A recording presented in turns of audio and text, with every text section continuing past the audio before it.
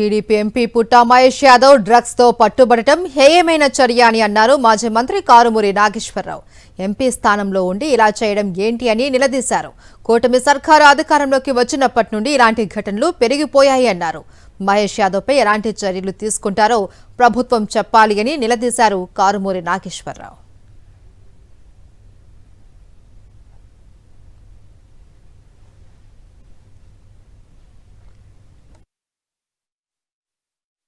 Eluru MP పుట్టా మహేష్ యాదవ్ గారు నిన్న ఆయన ఒక డ్రగ్స్ కేసులో దొరకటం జరిగింది. ఇది చాలా దారుణమైన హేయమైన పనిది. ఎందుకంటే ఒక ఎంపీ అంటే మాటలు కాదు, ఒక 7 నియోజకవర్గాలకి సంబంధించి మరి అత్యున్నత స్థానమైన పార్లమెంట్లో ఆయన అడుగుపెట్టే మనిషి.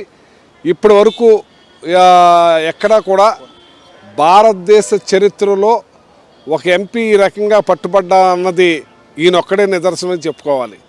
ఇంచేతంటే ఆయన డ్రగ్స్ కేసులో, అలాగే రివాల్వర్ మరి ఆయన తీసుకొచ్చిన మనుషులు ఎవరో మరి కానీ 3 సార్లు ఫైర్ చేయటువంటి పోలీసు వాళ్ళ మీద అది మామూలు మాటలు కాదు.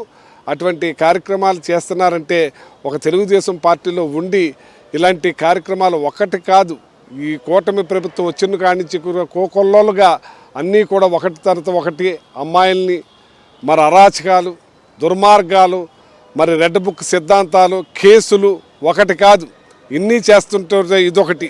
ఇది చాలా పెద్దది. డ్రగ్స్లో మరి దొరకటం అంటే ఇది మాటలు కాదు. మరి పుట్టా మహేష్ యాదవ్ గారు మరి ఆయన ఇలాంటి కార్యక్రమం చేయొచ్చునా అని నేను అడుగుతున్నాను.